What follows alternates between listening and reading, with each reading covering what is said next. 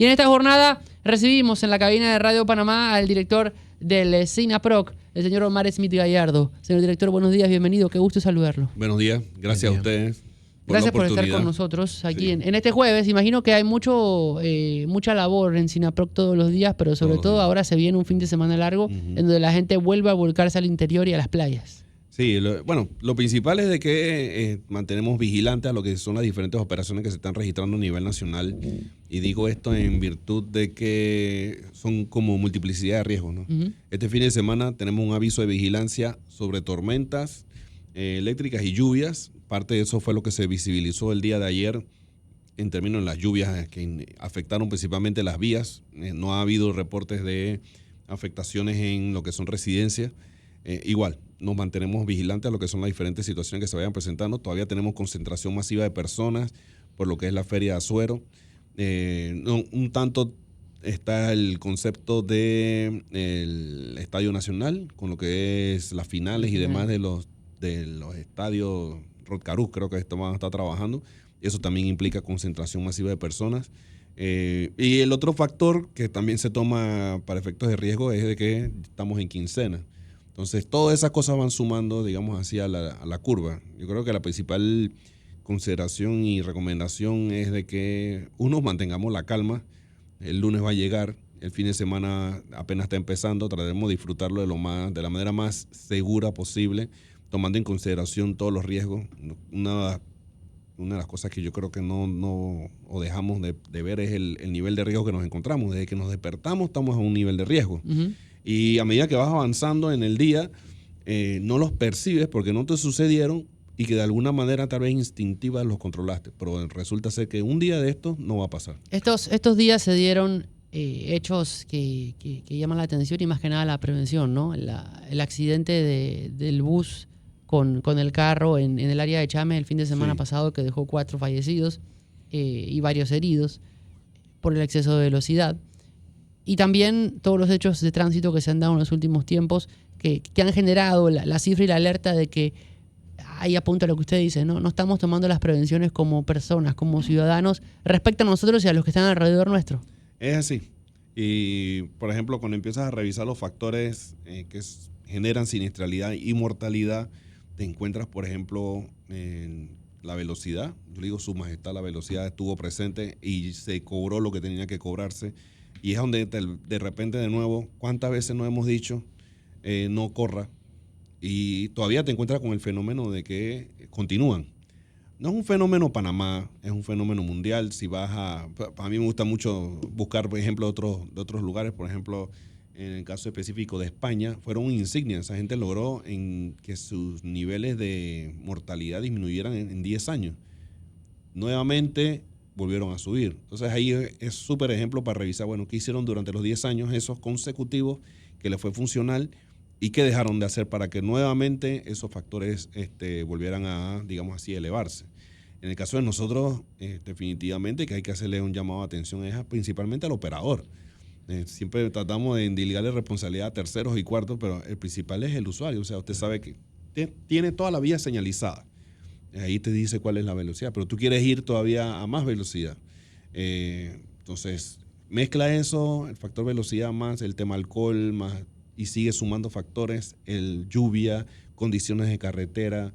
Bueno, te das cuenta al final lo que tiene es esto, una siniestralidad. Director, en el mapeo que ustedes han realizado, ¿cuáles son las zonas más críticas? Usted dijo, bueno, no hay residencias que han sido afectadas. Las más críticas para volver a recordarles a los oyentes cada vez que se da el tema de las lluvias. Provincia de Panamá, específicamente, y tal vez hablamos de zonas inundables, pues todo lo que es Juan Díaz, el área de Panamá Este, específicamente Pacora, Tocumen, y estoy hablando a grosso modo porque habría que hacerlo más específico.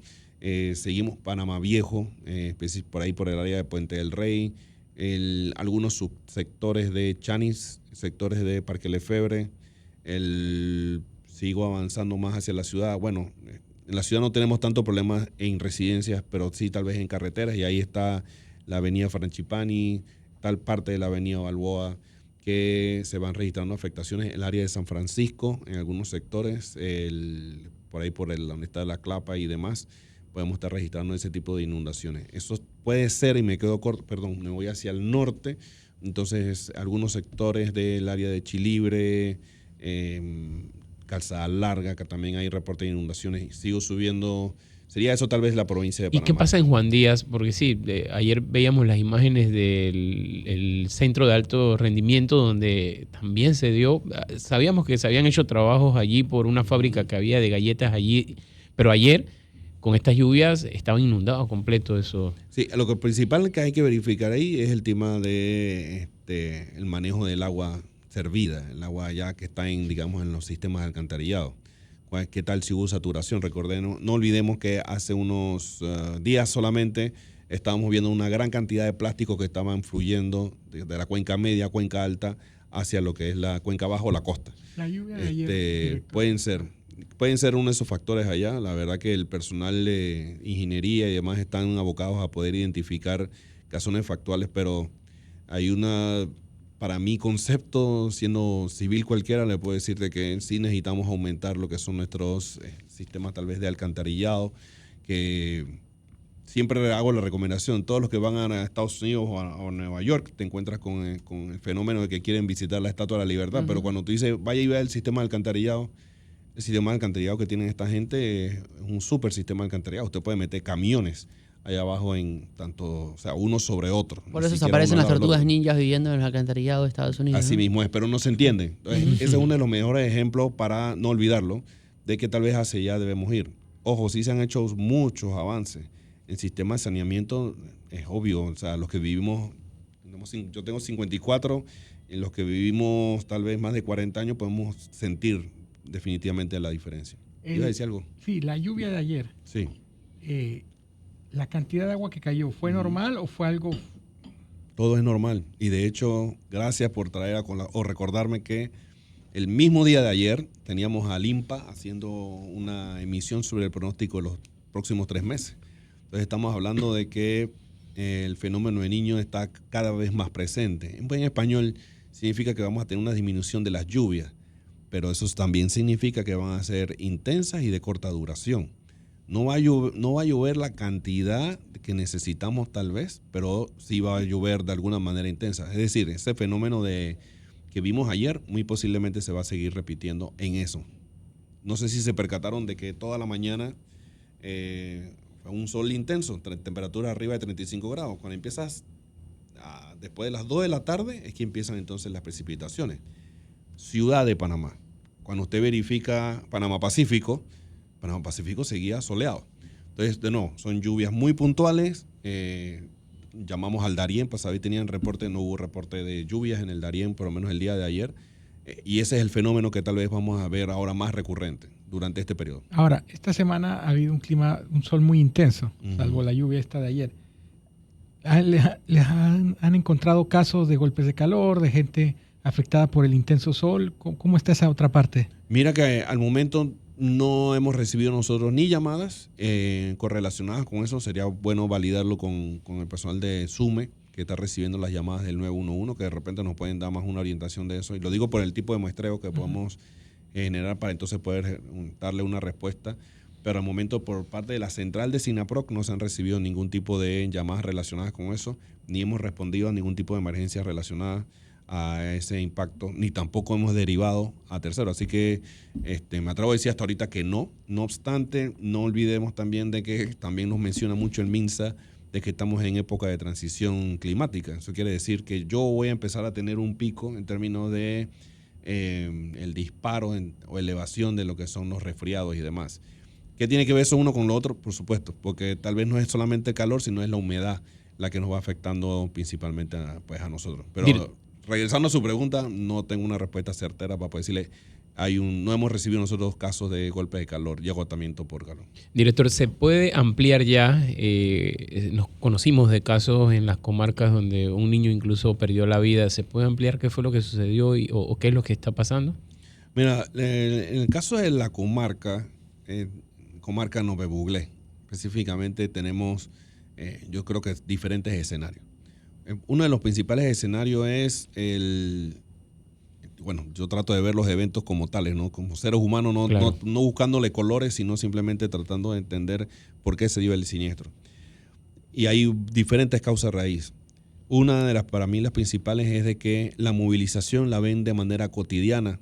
O sea, lo que para nosotros de alguna manera es normal cruzar una calle de 6, 8 carriles, se percibe tal vez para otros locales como que es normal cruzar un río.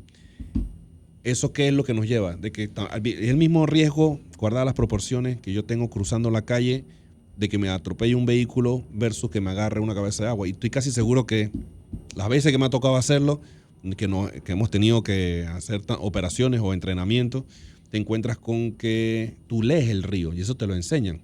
Entonces, hay personas que nacieron con esa capacidad, digo, porque han vivido allá. Entonces, ¿qué pasa cuando entramos en esa posición? Que nos vamos aligerando, vamos no identificando el riesgo.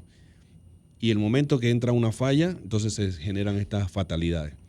Tenemos que identificar riesgos. Y lo que estamos nosotros tratando es de motivar a que todos, inclusive desde la misma población, se vayan involucrando en este proceso. Eso aquello que se ve como tan normal, que se ha identificado cuando está lloviendo en la cuenca alta, si no hay cambios en la coloración del agua, pero sí hay un crecimiento en ella, ese es el momento de no cruzar e irnos con ese tipo de recomendaciones, tipo de entrenamiento a nivel de la comarca, para poder percibir en el mediano plazo, porque no va a ser inmediato, el que se registren disminuciones en cuanto a eso. Usted decía recién, hay gente que vive en el interior y dice, yo conozco el río, yo sé cuando viene la cabeza de agua, yo conozco esto, y básicamente luego también siendo víctimas de la cabeza de agua y del paso violento del río. Uh-huh. ¿Cómo hacemos porque evidentemente la ausencia de educación para aquellos que vivimos en la ciudad no es la misma que para aquellos que viven al lado de un río y tienen que convivir con el río jornada a jornada? Uh-huh. ¿Cómo se hace para lograr ese tipo de guía? Mira, lo principal es la sensibilización.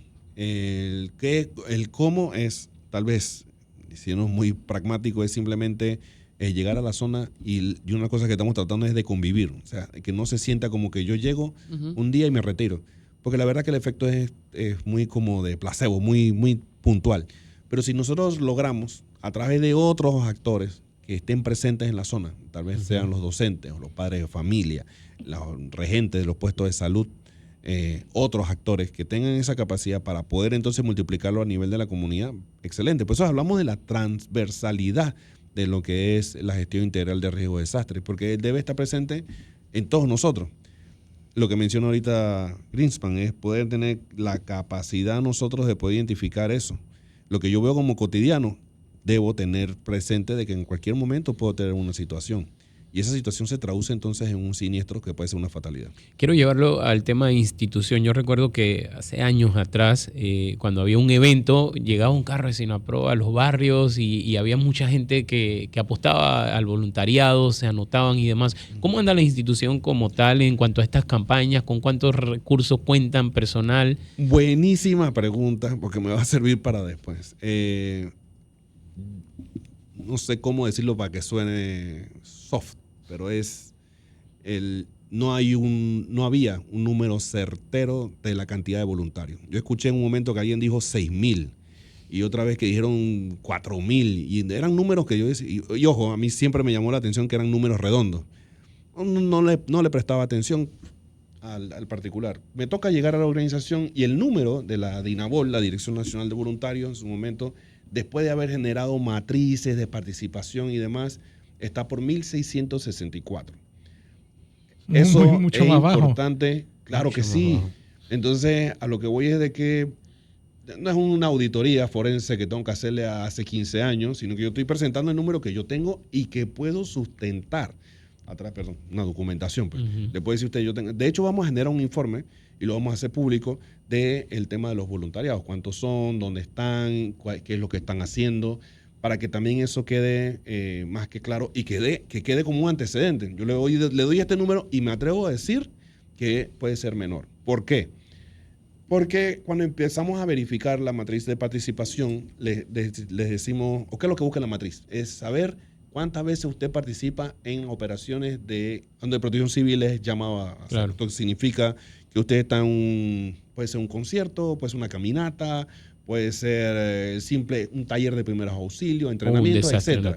Todo eso lo hemos vaciado en matrices a nivel de la provincia. ¿Qué es lo que nos ha arrojado este número que les acabo de dar?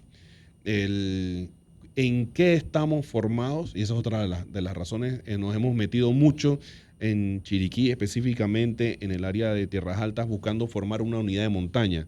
Pero esa unidad de montaña tiene que tener la capacidad de, no solamente de rescate, porque eso es como lo que más nos llama la atención, pero sino que sí involucrarse en la organización de la comunidad, sí también identificar riesgos y notificárselo a las autoridades locales y por supuesto también a la comunidad. Al mismo tiempo de que estas personas pueden convertirse en polos de desarrollo. Me atrevo a decir ahorita, porque lo acabamos de terminar, desde agosto del año 24 hasta lo que va la fecha, se han generado 4 cursos de guardavidas, son más de 50 personas, arriba del 30% de ellos son voluntarios, arriba del 37% son masculinos, que han, recibido ese entrenamiento. No son solamente de protección civil, eso también hay que decirlo, son personas de la comunidad. Eso fue algo que la verdad nos impactó mucho porque siempre el curso era cerrado, solamente protección civil lo puede tomar. Bueno, ahora lo que hicimos fue abrir un poco el compás y se involucró personas de las áreas inundables, sur de Veraguas, por decir Mariato y demás, están tomando esta capacitación que vuelvo y digo, solamente es para parte del proceso, no es el objetivo final. Y el restante porcentaje son las instituciones. La Autoridad del Tránsito, el Servicio de Protección Institucional, el Servicio Nacional de Fronteras, los aeronavales, la Policía Nacional, están involucrados en la formación de ellos. Así que cuando hablamos de voluntariado, estamos hablando de una diversidad de voluntarios a nivel nacional.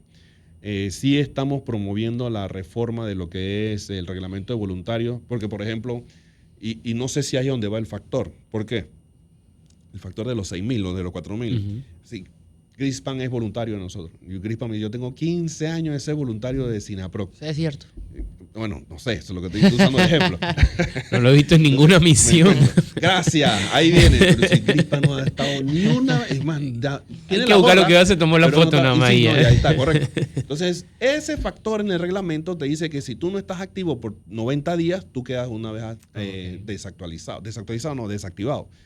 Eso estamos tratando de mejorarlo. Y actividad hay siempre para estar activo, ¿no? Es correcto. Digo, los modus operandi tienes miles. O sea, no solamente voy a un operativo, no es me voy a parar en una esquina a hacer primer auxilio. O sea, puedes dar cursos, puedes hacer capacitaciones diversas, puedes recibirlas, puedes generar iniciativas, hacer turnos en operación. O sea, hay una diversidad de cosas que puedes hacer. Y el proceso es complejo. Al que nos esté escuchando a esta hora y dice, a mí me gustaría ser parte de... Primero que todo, los teléfonos de uno son públicos, están ahí en las redes sociales. Y también están los teléfonos en la central, está en la página web, pueden buscar toda la información ahí. De paso, también estamos trabajando en la actualización de esa página web. ¿A qué voy con esto? De que ese mismo reglamento de alguna manera se convierte en el obstáculo para que Grispan o personal profesional sea voluntario.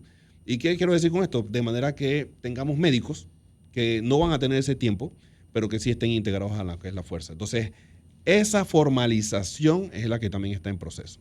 Es un trabajo arduo, ojo, yo estoy hablando ahorita y ya llevamos más de 12 meses en esta vuelta y sí es interesante el tema del desarrollo del talento humano porque uno viene de ser voluntario. Entonces, lo que uno menos quiere es tratar de menoscabar eso, pero también somos realistas.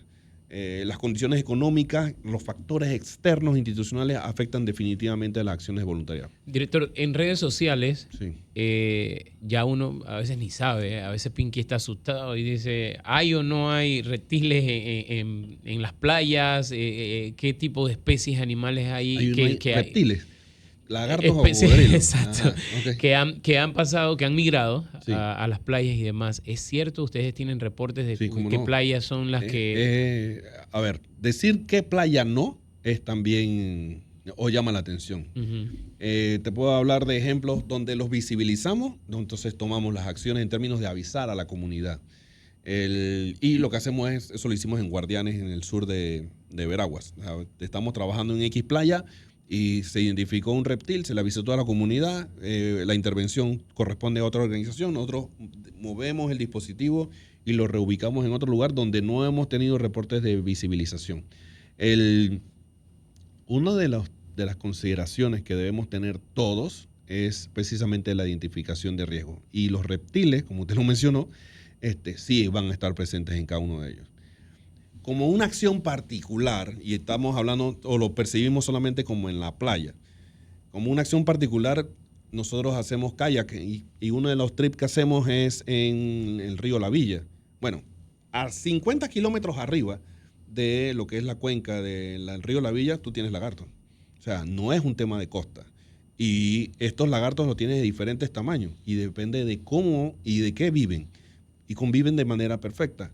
Tengo que decir también de que al día de hoy nosotros no hemos tenido reportes documentados de ataques a personas, en este caso humanos. Sí hemos visto y registrado situaciones como que agarraron y alguien estaba en una orilla y pues el lagarto lo atacó.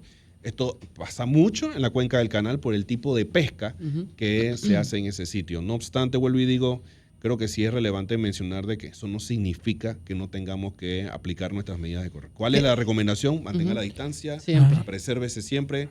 Aunque usted no lo vea, no significa que no esté. Le voy a cambiar un poquito el tema. Sí, señor. Ayer el alcalde Misrachi dijo que el Latillo ya no da más y que es un edificio enfermo. ¿Ustedes han evaluado esa estructura? ¿Han evaluado el edificio? ¿Coincide con él? No tengo los reportes ahorita. Siempre cuando pasan cosas así, hablo con la ingeniera. De hecho, le decía a Gris Pantábamo más temprano en una inspección. No le pregunté sobre el tema del Latillo. Estoy casi seguro que sí, porque los ingenieros que tenemos tienen más de 15 o 20 años en la organización, así que deben tener un reporte en cuanto a eso. En cuanto a la decisión del señor alcalde de migrar de ese sitio hacia otro, la recomendación es válida. O sea, no le voy a decir yo que no, porque de alguna manera o eso o la reconstrucción sobre ese mismo sitio claro, es totalmente válido, ¿no? Y lo otro es que también en los modelos constructivos, de alguna manera, han sufrido algún nivel de afectación. Ahí sería interesante, y ahí sí me aculpa que no tengo respuesta certera para eso, en términos de qué es lo que está sucediendo. Porque definitivamente no sabemos si son las aguas del edificio, que no se nos olvide. Cada vez que usted genera un edificio, usted está generando como una gran vela que se va a pegar todo el agua y va a bajar. Entonces, ¿a dónde? La que pasaba antes, entonces ahora se va a concentrar en un X sitio. Un ejemplo gráfico de eso fue lo que pasó en su momento en Boca la Caja y San Francisco, cuando generaron unos ciertos edificios. Estos edificios, esa agua se convirtió en grandes caudales y entonces fue afectando a la población de Boca la Caja. Director, le pregunto ya en la parte final del tiempo que nos ha concedido. Recién, lo que sufren las playas, y en este caso me voy a Farallón directamente, sí, no es un mal nuevo, ¿no? El hecho de las fuertes mareas que llegan, arrasan con todo, cada vez queda menos arena y a su vez destruyen las propiedades que hay en torno a la playa. No quiero entrar en el debate de si es legal o no hay que tener propiedades en las playas en este momento, pero sí entender un poco más el fenómeno natural que se está dando en esta parte del país. No es nueva la pregunta, así que la verdad que uno no toca verlo. No es un tema de extracción solamente, es un tema de variabilidad climática. O sea, yo recuerdo que hace muchos años atrás me tocó hacer una inspección con los ingenieros casualmente de prevención y mitigación de la organización y fuimos a Playa Muerto. Eso es Panamá el Darién, para allá. ¿Playa Muerto? Se llama así. Entonces resulta ser que nosotros vamos a hacer una inspección porque el lugar estaban las casas afectadas por el tema de las mareas. Cuando llegamos al sitio, lo primero que me dice la señora es que yo le pregunto, oiga, ¿y cuántas casas son afectadas? Y que bueno, aquí arriba somos 4, pero allá abajo hay 10. Es decir, ¿cómo así que allá abajo? O sea, que ya habían 10 casas que estaban ya bajo agua, producto de ese fenómeno. Es solamente un ejemplo muy puntual de lo que yo le llamaría ahorita variedad climática, llámele cambio climático, está subiendo. Entonces, esas son las cosas que vamos a ver de manera progresiva que van avanzando. ¿Cuál es la recomendación? La principal es que vaya asegurando todos sus bienes y propiedades, porque resulta ser que esas casas, usando el ejemplo de Playa Muerto, usted las va a ver migrando no, van a ir desapareciendo a medida que van generando ciertos procesos. No podemos solamente ligar responsabilidad a la acción humana. También hay un fenómeno, que también es humano, hay un fenómeno que está presente en nuestra latitud y es precisamente, y nosotros tal vez no seamos los principales contribuyentes a eso, pero sí somos los afectados, parte de los afectados. ¿Qué quiero decir con esto? Solución para eso no la veo así como a corto plazo. Lo que yo siempre recomiendo ahora a todos, no trate de construir en lo que es línea de costa, ni tampoco en un lugar que esté antes de línea de costa. O sea, ahorita mismo lo recomendable, por supuesto, es mantenerse lejos de eso. el que ya está ahí tome las medidas de prevención y de preparativos necesarios, porque si no está afectado hoy, muy posiblemente va a seguir siendo afectado en lo sucesivo. Lo que nos preocupa a nosotros como Protección Civil en el hoy es de que los que estén viviendo ahí tengan su capacidad de poder responder y salir rápida y oportunamente. Y es lo que hemos tratado de asegurar.